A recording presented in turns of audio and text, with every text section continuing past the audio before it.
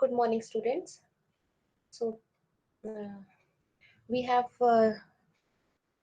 in the last class learned about different types of instructions: conditional branch instructions, unconditional branch instructions.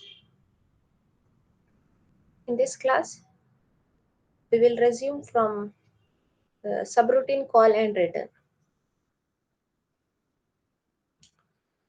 Subroutine call and return also has got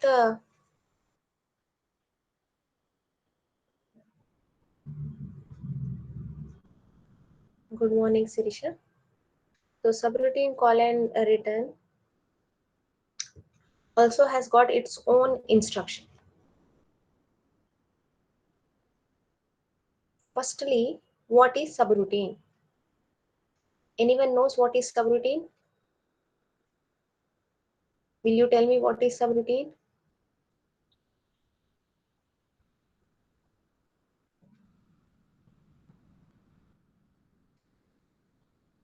Uh, all right. Do you know what is a function? What is a procedure?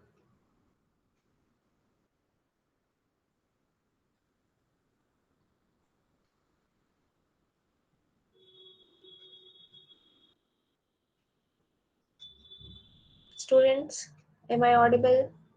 If not, type in the chat window.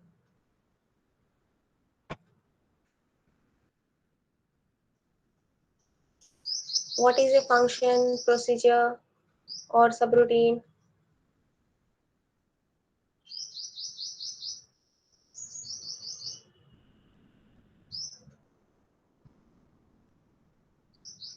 All right. A subroutine or a function or a method or a procedure. This is a block of code that performs a specific task. The definition goes like this: a subroutine is a sequence of instructions that performs a given computational task. For instance, if you write a function in C language to perform arithmetic operations, you can say int arithmetic, and it will have arguments, open body, statements, close body. This is in C. In Java as well, you can write within a class, you can write a function. Public class, class name, open the body of the class. Here you can have data members, then you can have member functions. In member functions, you can have int, arith, and it also has got its body. These are functions. In assembly language, or in terms of low level languages, this function is known as a subroutine. Subroutine is called, and then there is a return back to the caller. What are the instructions that transfer program control to a subroutine? Uh, they are actually known as call subroutine, jump to subroutine. These are the different names for the instructions that transfer the program control to the subroutine. If you have main method here, main,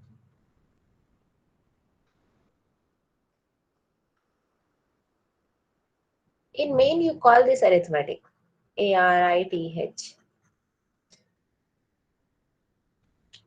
Whenever there is a function call, there is a jump. There is a jump made from function call to the function definition. Therefore, the common names used are call subroutine, jump to subroutine, branch to subroutine, branch and save address. What is the need of saving the address? In main method, you might have several operations. Uh, one of them is function call.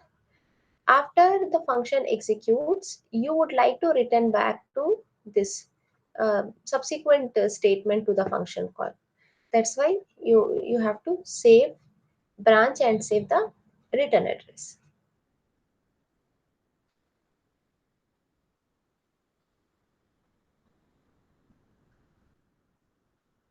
The instructions for subroutine call is executed by performing two operations. First one, the address of the next instruction, that is the return address, is stored. Second one, control is transferred to the beginning of the subroutine.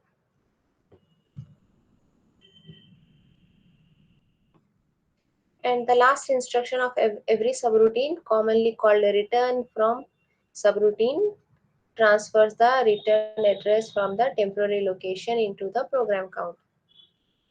This process we already learned. It is like, you know, we are relearning this. We are learning it again. If you have any doubt, you please ask. That is all about subroutine call and return. Here, the statements are given. A subroutine call implemented using the following micro operations. This is decrement stack pointer. Push the contents of PC onto the stack. Transfer the control to the subroutine. There is a stack. There is a stack pointer.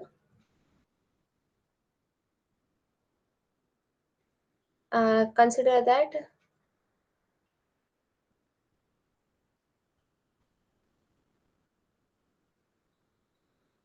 uh, here the stack pointer is pointing at this place. At this place uh, means SP equal to SP minus 1. Suppose stack is here in the beginning. You say minus. Minus means it comes to here, this location. In this location, whatever is there in the PC value, this is stack. Program counter has got some address. This address you are storing in this stack. M of SP. M of SP means this. This is memory. In memory, stack is one of the part.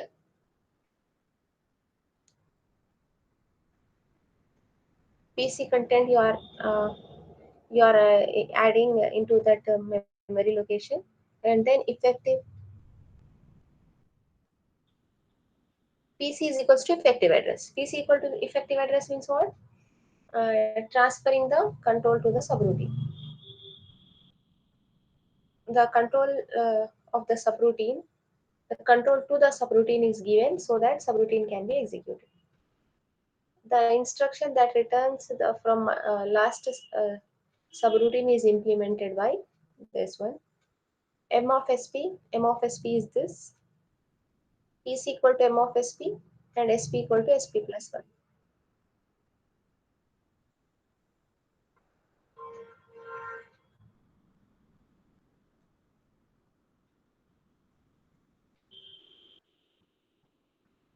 Is this subroutine clear, students? A recursive subroutine is a subroutine that calls itself. Recursive function you might have learned. Recursive subroutine is the one which call itself. If only one register or memory location is used to store the return address and the recursive subroutine calls itself, it destroys the previous return address. What it does is, here there is an address, subroutine call itself, destroy this, add a new address and call itself. This process continues. That is all about subroutine call and return. Students, any doubts?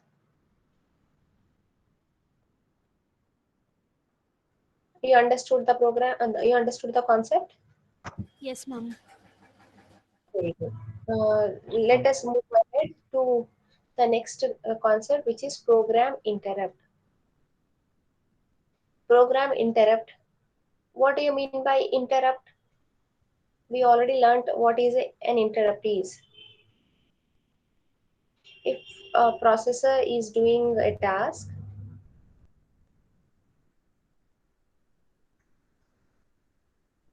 here, if there is an IO operation performed and there is the IO data available, then the interrupt is raised by the IO devices. These IO devices will raise an interrupt to the processor. What processor does is it uh, stops the uh, current execution and address to the interrupt that has been raised by the IO device. It can be input or output. Further, it resumes the instruction execution from the point it is stopped. That is program interrupt. We learned that there is an instruction cycle and there is an interrupt cycle. When we used there one flag R, if R is 1, it goes to interrupt cycle. If R is 0, it goes to instruction cycle. And at the time of execution, processor keeps on checking about the flags that indicate whether there is uh, any data available in the IO device or there is any interrupt generated by the device. That is the concept of interrupt. And program interrupt refers to the transfer of program control from currently running program to another service program as a result of external or internal generated request. Here what I explained, the same thing says here. Program interrupt is the transfer of the program control from this currently executing program to another service program, which is a result of external or internal generated request. If there is a request generated, it can be generated within the program or it can be generated from outside the program. The example which is shown here is an interrupt generated from outside the program. From inside the program as well, the interrupt can be generated. So it is external or internal generated request. The interrupt procedure is similar to subroutine call and return, except there are three variations. First one is interrupt is usually initiated by an internal or external signal rather than from the execution of an instruction. In program interrupt and subroutine call and return. Program interrupt is a signal generated by internal or external device or program. uh, Subroutine call and return is nothing but it is the execution of a instruction. It is execution of instruction. Second one, the address of the interrupt service program is determined by the hardware rather than from the address field of an instruction. Here in program interrupt, address, which device has generated the signal, that address is generated by the hardware. Whereas in subroutine call and return, address is generated uh, from the address field of an instruction. From in instruction, you have got an address field. Right? It has got three parts. So from one first part would be the address. That if we are writing the studying the differences, program interrupt and subroutine call and return. First one is that it is internal or external signal. This one is execution of instruction. Here, program interrupt address is generated or calculated by the hardware. In subroutine call and return, address is calculated from the instruction itself. In the That's start, all. The third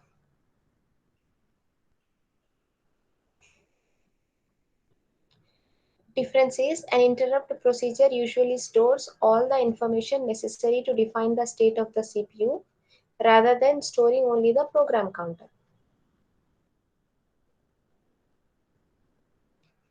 In a program interrupt, it is necessary to store all the information. Store all the information in the sense, store accumulator value, store address value, program counter value, store E bit value. With accumulator, there is extended bit, right? That all the information is necessary to store that represents the CPU state in program interrupt. In subroutine call return, it just store program counter value. That's it. It will not store anything else besides program counter value. Program counter value stores the address of the next instruction that is to be executed. Only that part is stored in subroutine call and return. This differences are clear, students. Yes, ma'am.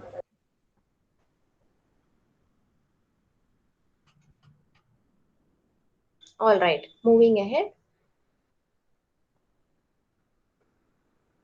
After the program has been interrupted and the service routine has been executed, the CPU must return exactly to the same state that it was when the interrupt occurred. When interrupt occurred, not this one. CPU is executing. CPU might be executing some instruction. Consider that CPU is executing this instruction. Either program interrupt can occur here or service routine might be executed. Service routine might be executed means what? This in particular instruction is the one which invokes the subroutine. Consider that there is subroutine here, subroutine SR is here, means it is a function. This can be a call to the subroutine where there is a need to jump to this place, or if it is a interrupt, a signal generated by IO, there it has to jump. Later, after execution of this part or this part, it has to resume back to the next instruction that is to be executed.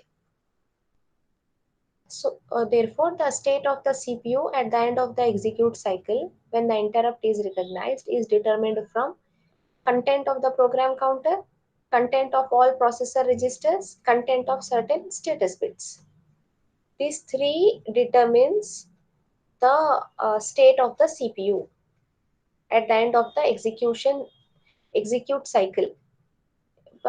Interrupt cycle is also there. If you recall, there is an interrupt cycle that is executed. After that, how do you determine the state of the CPU? Content of program counter. Program counter is a register.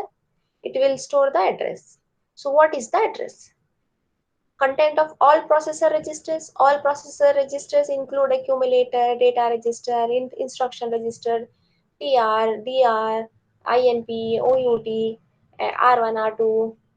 These are all processor registers, and primarily the focus is on accumulator and extended bit of accumulator. So what is there in these? The contents that will determine what CPU was doing, and content of certain status condition. We have learned that carry, sign, zero, overflow, these are some of the status conditions. All that would determine the CPU state. The collection of all status bit conditions in the CPU is called as program status word, or PSW. PSW, program status word. What is program status word? It is a collection of all status bit conditions. Whatever is the value. Status bit, for instance, carry. If carry is 1, it means that the status bit carry is having a value 1, implying there is a carry. Like that sign bit. If sign bit is 1, it implies that there is a negative number. If the high order bit is 1, it denotes that it is a negative number. So collection of all status bits combined together to form program status word. All right, and this program status word is a separate hardware register and contain the status information that characterizes the state of the CPU. In what state CPU is, that is characterized by these um, status bit conditions. All right, students, one more important thing is this supervisor mode. In a computer system runs in two modes. This is user mode. The upper one is the user mode. The lower one is known as supervisor mode or privileged mode, in which operating system will execute. These user programs would execute. When the CPU is executing a program that is part of the operating system, it is said to be in supervisor or system mode. This is also known as system mode. Certain instructions are privileged and can be executed only in this mode. For example, no, let us take an analogy. Um, uh, Many a times in the ground, in the Nizam College grounds, there would be some functions here. Nizam College has got several gates. This gate number 1, gate number 2, gate number 3. What happens is, uh, if there is a if there is some Christmas celebrations being organized in the Nizam College ground, there gate number 2 would be used by CM and all the VVIPs. Gate number 3 would be used for all the invitees, the general public. So this is what is this? This is privileged gate. From this gate, only VVIPs can enter. This gate, anybody can enter. Like that, this mode, system mode or supervisor mode, privilege mode, is the mode in which operating system code is executed, and in user mode only user programs are executed. All right, students.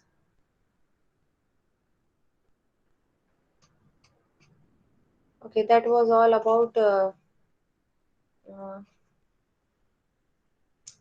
interrupts, program interrupt, difference between program interrupt and subroutine call and return, and what is program status word, what is supervisor mode. Types of interrupt is the next topic. There are three major types of interrupts that can cause a break in the normal execution of a program. For instance, let me give you an analogy. Now I'm explaining the topic. Sometimes what happens, students would try to join the meeting, but they could not. Then somebody would inform me, please allow the students who are waiting. So what is that? That is an interrupt. Okay, like that, in computer we have three types of interrupts: external interrupts, internal interrupts, and software interrupts. External interrupts come from IO devices, or from a timing device, or from circuit monitoring the power supply, or from any other external source. External includes external interrupt includes signals from IO devices, timing devices, circuit, power supply circuit, or any other external source.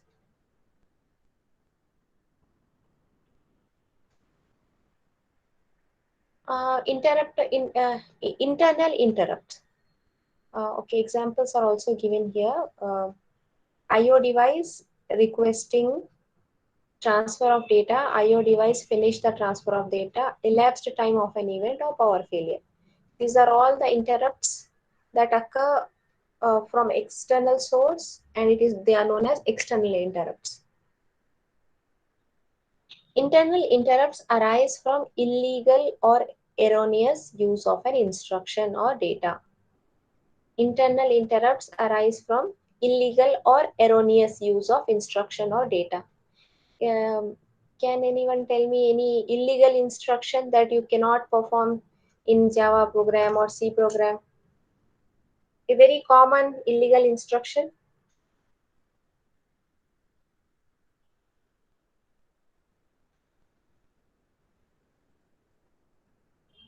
Students, any illegal instructions which you are not supposed to?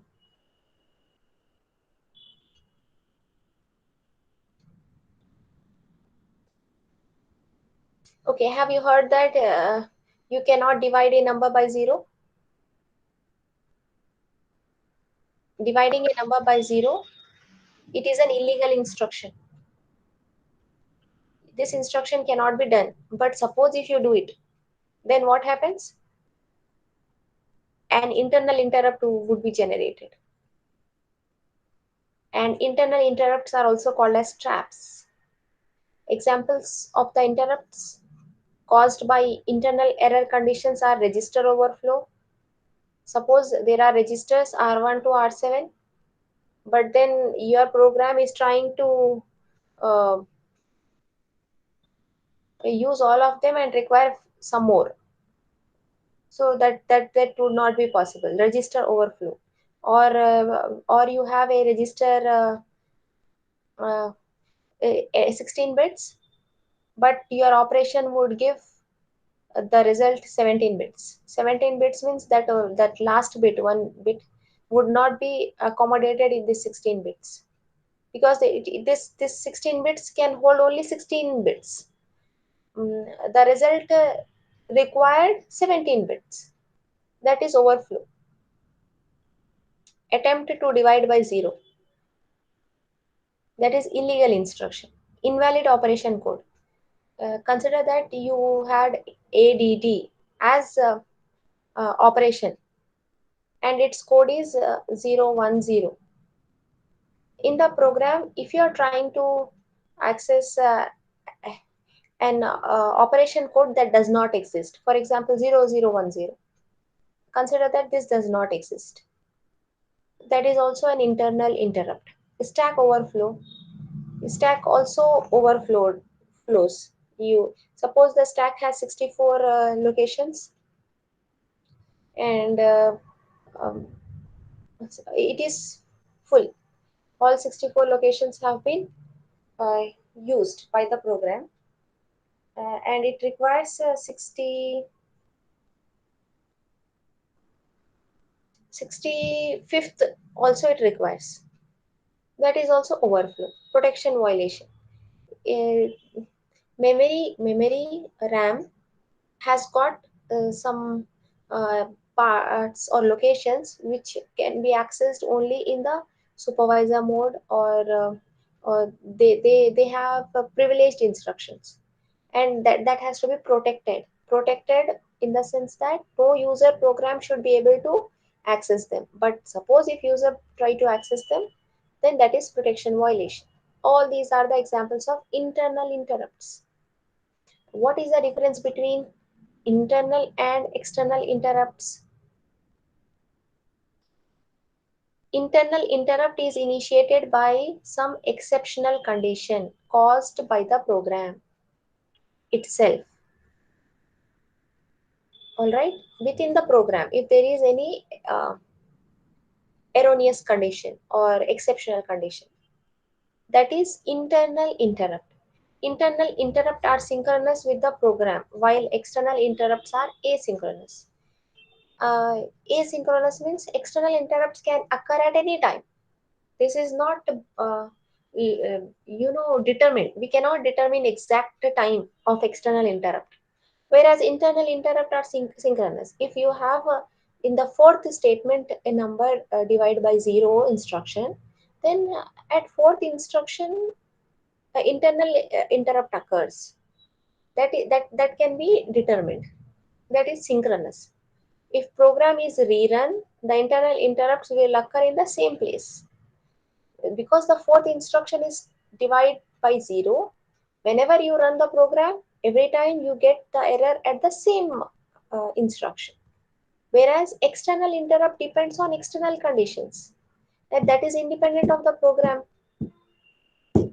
being executed. All right. Software interrupt. What is software interrupt?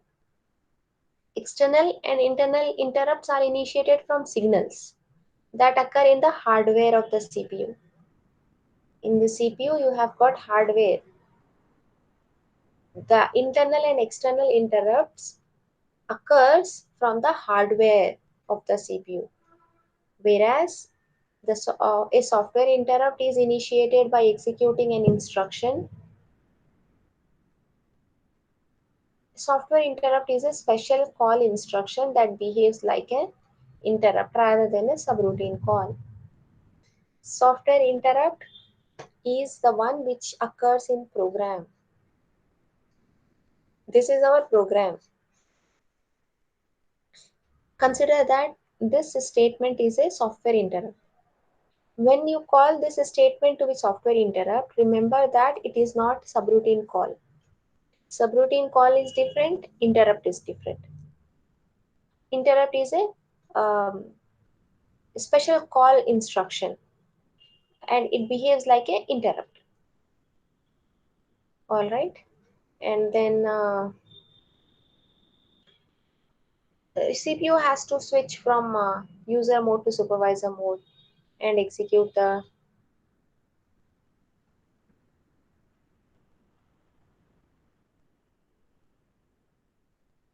all right. Instruction causes software interrupt that stores the old CPU state and brings the new PSW belonging to the supervisor mode. And the calling program must pass information to the operating system in order to specify the particular task requested. Whenever user creates a software interrupt within an instruction, then what happens to execute this? The system has to save the PSW. Save the PSW means program status words. All the status bit conditions have to be stored. All the processor registers have to be stored, and bring in new PSW that belongs to supervisor mode. In order to execute this interrupt, operating system has to execute certain instructions. So that address and all would be brought into the CPU registers and PSW, and then there would be a jump made here. Consider that this is a interrupt handling routine. Interrupt is handled, and finally it returns back to the this point. This is software interrupt. Is it clear, students? Do you have any doubts in program interrupt and its types? External interrupt, internal interrupt, and software interrupt. Okay, Ma'am, software interrupt didn't get ma'am well. you did not get software interrupt. Okay, Yes, ma'am.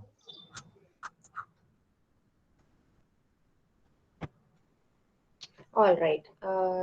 Let me explain you again.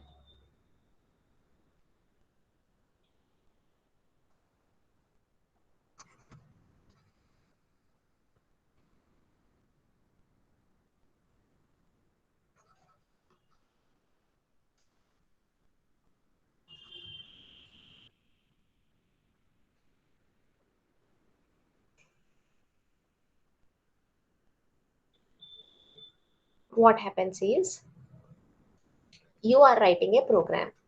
A user is writing a program. You might have written Java program, C program, stack program. So within a program, there would be one instruction. For example, system call. System call. Do you know system call program in C language? Okay, you might not know. I'll tell you. Suppose there is a system call. For instance, read, write. System call is uh, instruction that invokes operating system functions. All right, it invokes operating system functions. You have function call. What is a function call? Function call is a call made to the user defined function. You have to define a function and later you have to invoke it. You have to call it. That is function call. What is system call? System call means you are trying to call the functions defined in operating system. All right, that is known as system call. Now consider that within your program, you are calling a system call. You are invoking a system call. You can do this in Unix operating system.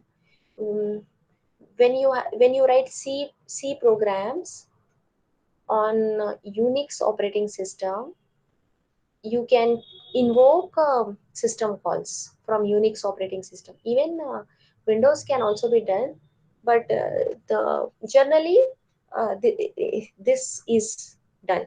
C program on Unix. So what happens? This is like this one is not a subroutine call. A subroutine call is the function which you define and invoke.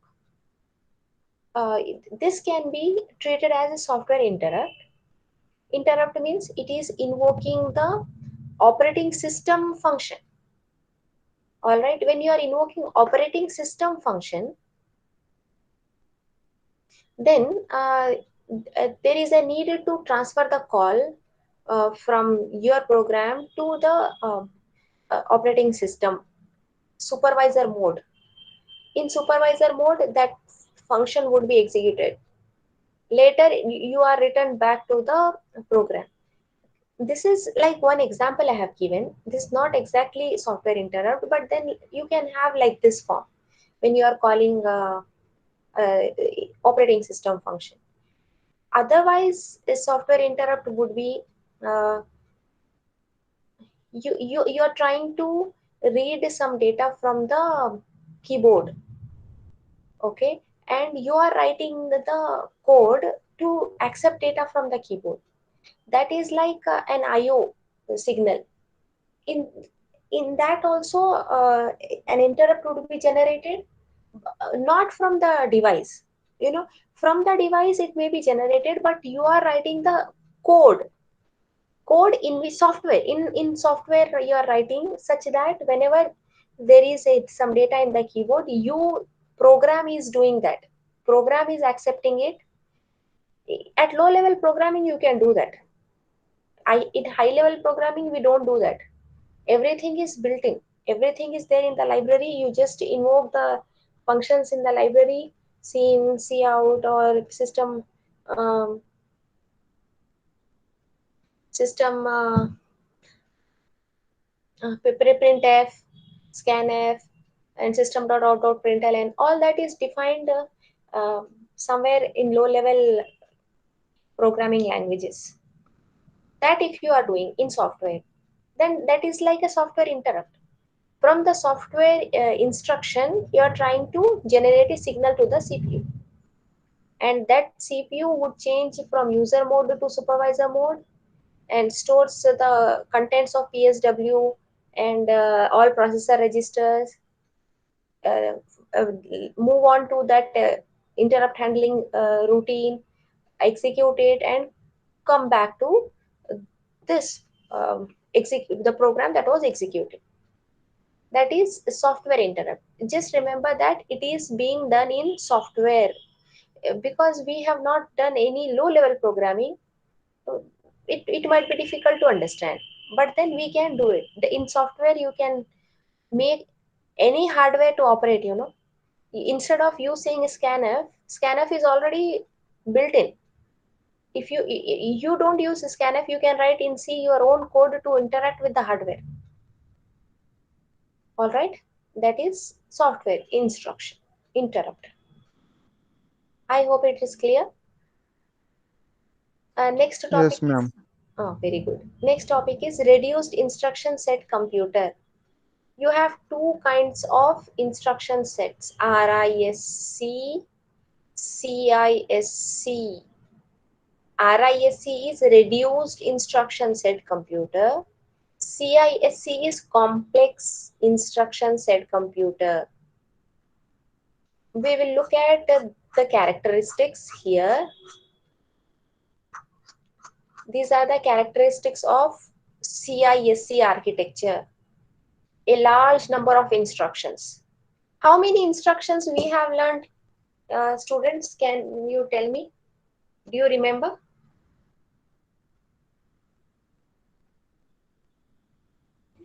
Three categorized, ma'am. Yeah, three. In all together, three. How many?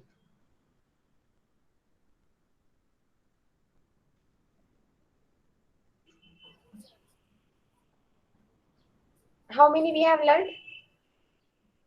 In MR, Near how about, many? About? yeah, 18 to 20, ma'am. Yes. About 20. It is 25 actually. Okay. So you are close to the answer. 25 instructions we have learned. In CISC, how many instructions are there? 100 to 250. 100 instructions to 250 instructions. These are very large number of instructions. You see, in 25 only we got so many add, and BSA, BUN, ISZ, then CMA, CME, CIL, CIR, so many INP, OUT, so many instructions we could accommodate in 25. But then just imagine having 100 to 250 instructions. It is very large set. All right, that's why it is known as CISC, complex instruction set computer. Some instructions perform specialized tasks and are used infrequently. Out of these 100 to 250, consider that there are 100. In this 100, 10 or 20 might be very specialized instructions that are used only for specialized tasks, and they are used infrequently. Not on day-to-day basis. You may not use those 10 to 20 instructions. A large variety of addressing modes. How many addressing modes we have learned? So 8, ma'am. 8, I think 10, no? No, 10, ma'am. 10, no? 10 implied, immediate, register indirect, auto increment, direct, indirect, all that are addressing modes. In CISC, addressing modes range from 5 to 20. 10 are only more. You just see here, it can be up to 20. Even 20 addressing modes CISC supports. Variable length instruction formats. What is the size of a instruction register size? Can you tell me? IR, instruction register, what is its size?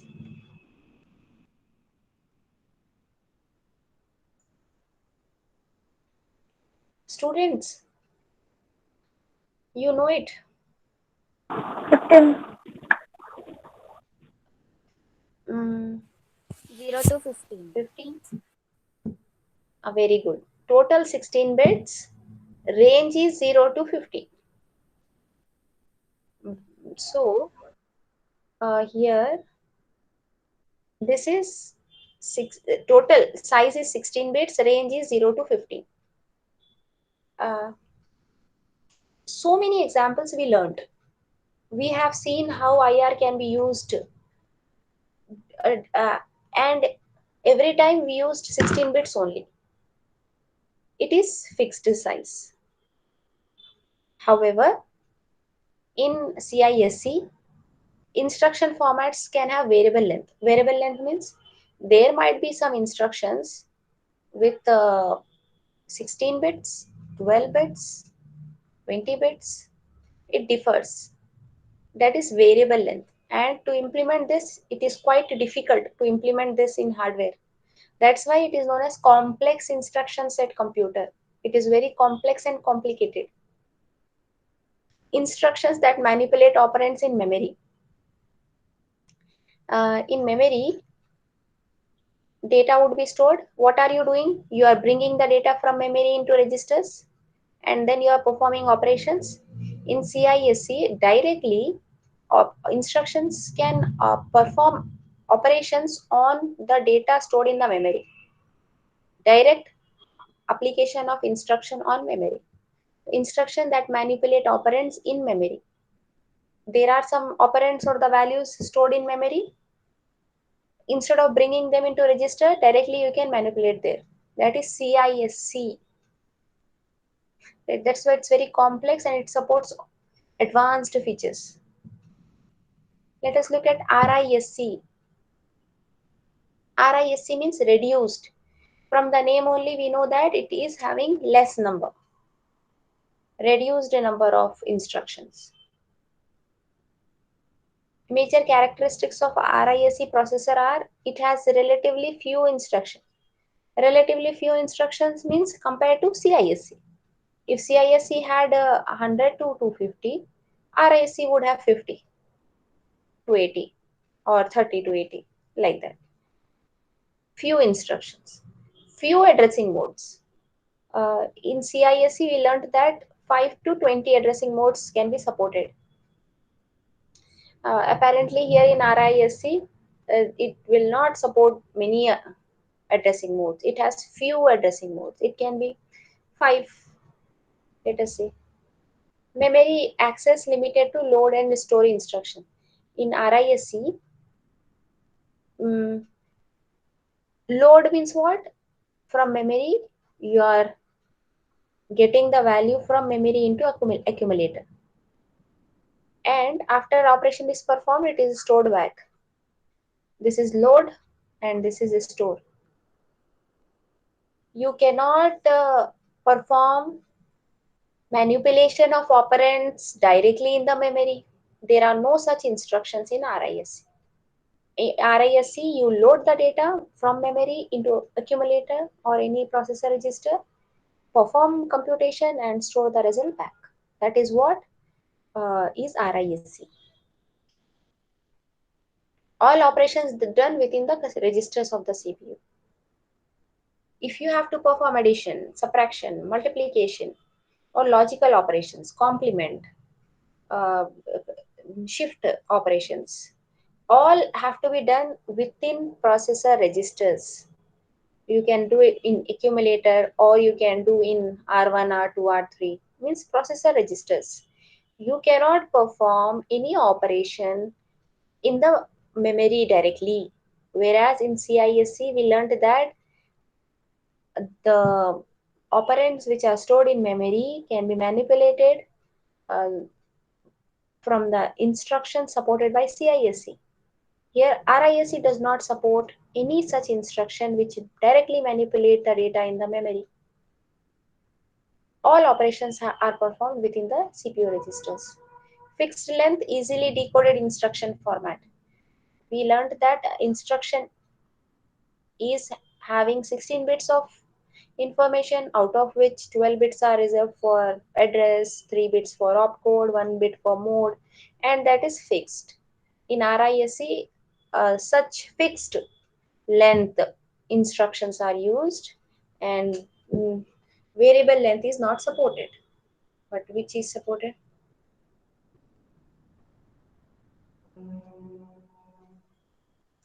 Which is supported in this CISC. In CISC, you have uh, this one. In CISC, you have variable length. Sometimes instructions would be 16 bits long, sometimes it would be 20 bits long. But RISC has fixed. 16 bits means 16 bit only. Okay, understand?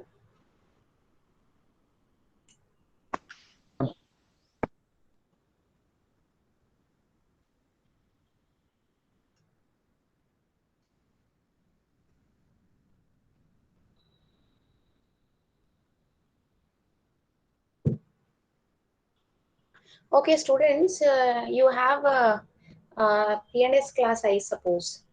So ma'am is Yes, ma'am. not, yeah, ma'am is having some work.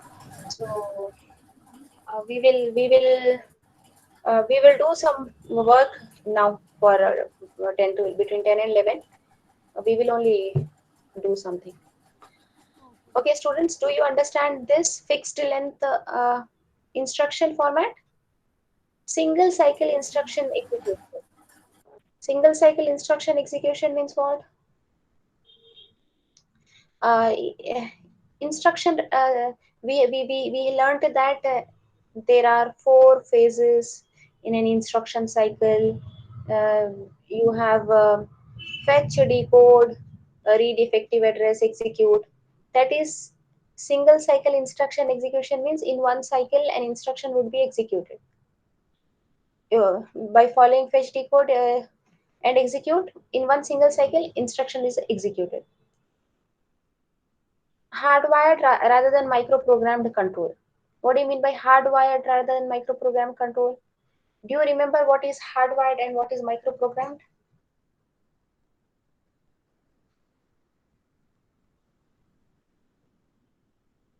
Yes, students, please tell me.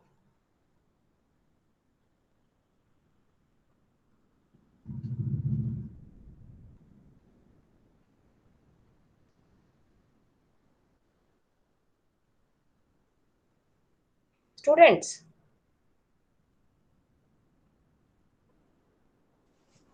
Ma'am, what is couldn't hardwired? recollect all of sudden, ma'am. No, you have to recollect. What is hardwired and what is microprogrammed? You have to recollect. You have to recall. What is it? Ma'am, in microprogrammed control information will be stored in control memory. Hmm, very good. Hmm. Basically, these are the types of what?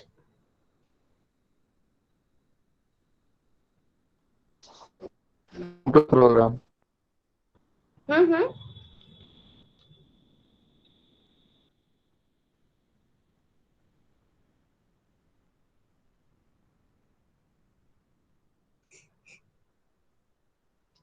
Otherwise, flip Control through unit. your pages because yes.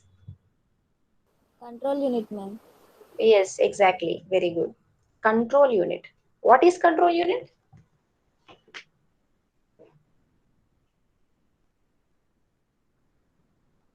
What is control unit, students?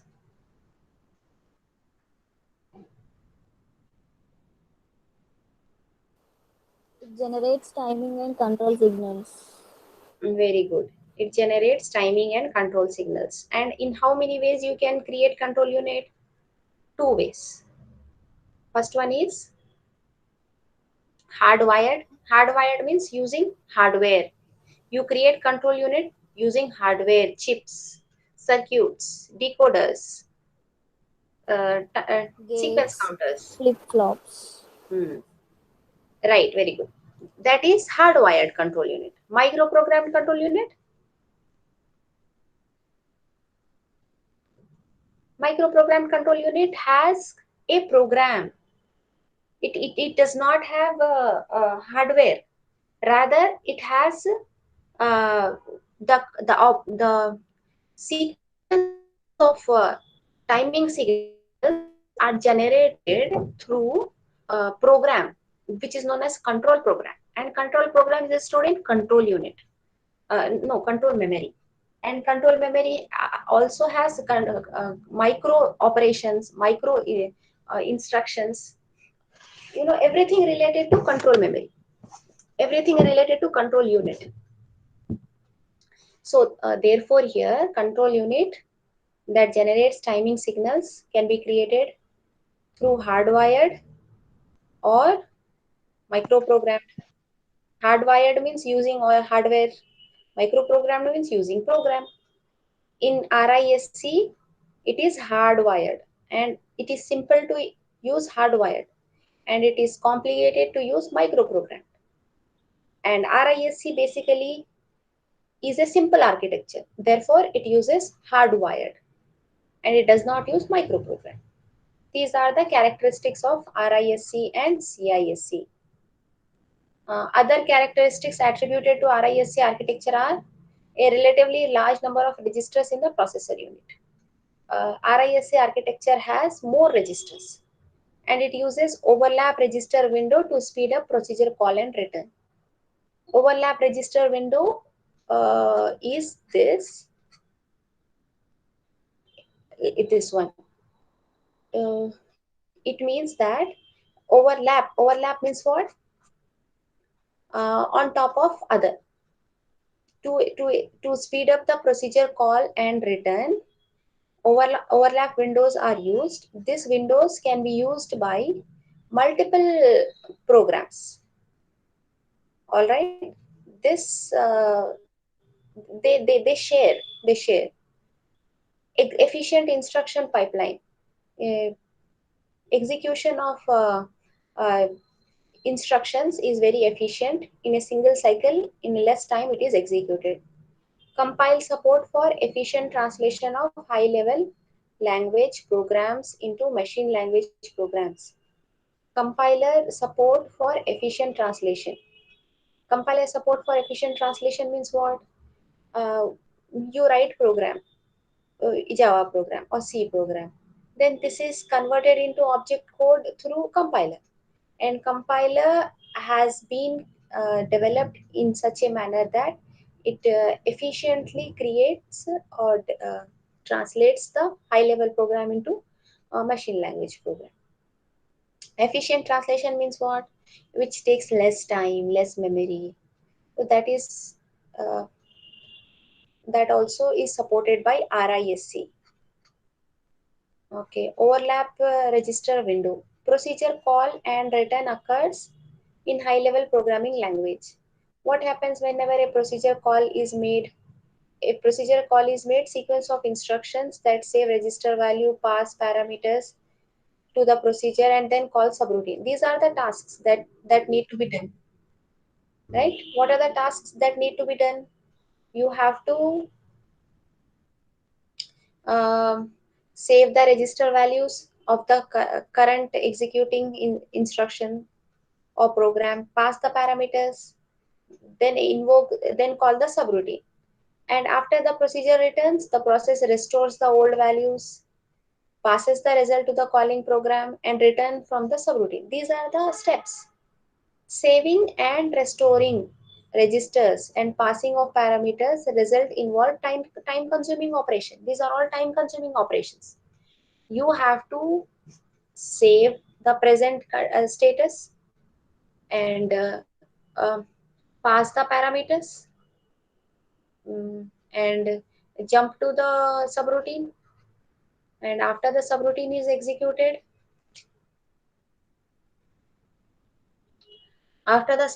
executed, what happens? Restore. Restore means what? Whatever you have saved, you have to restore, bring it back, get the result, and uh, resume the execution. This all time consuming process. So what can be done in order to efficiently do it by reducing the time? Computers provide multi-register banks, and each procedure is allocated its own bank of register, and this eliminates the saving and restoring register values. What does it mean? It means that there is a register allocated, uh, means a bank of register. It's not one register, multiple registers are allocated to the process or the program, and program need not save and restore. Within this only it will have all the values stored, so it need not save and restore. The saving and restoring would take more time, and some computer use the memory stack to store the parameters needed by the procedure. One way is to allocate register of bank of registers, store everything in that, and does not perform these tasks, save and restore. Another second method is to use a stack.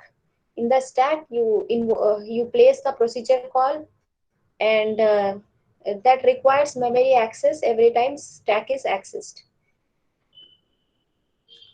whenever you need stack, you need to access the memory, because memory part, one of the parts of memory is stack.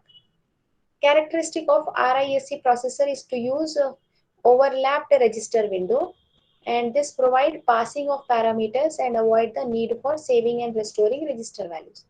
There is no need to save and restore the register value in overlapped register window. Each procedure call results in the allocation of new window consisting of set of registers from the register file. And the concept of this overlapped register window has 74 registers.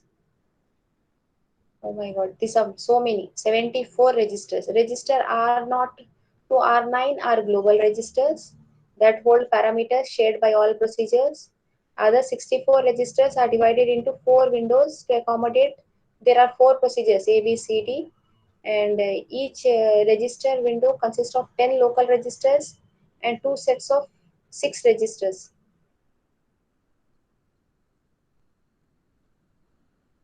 These are common to D and A. This register is common to D and A. This is local to D. These are the registers 64 to 73, only D would use. 10 to 15, D and A would use. Common to C and D. Register number 63 to 58 to 63, C and D would use. There's so many, using many registers, it is possible to avoid saving and restoring of the values, which is time consuming process. All right, this is all about this chapter is over, and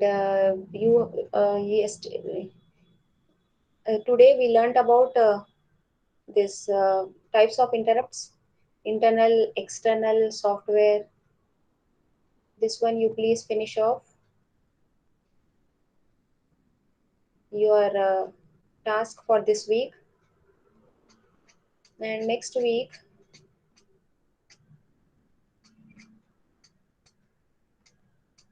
I would be starting next chapter. Okay, students, do you have any doubts? No, ma'am. All the concepts are clear? Yes, ma'am.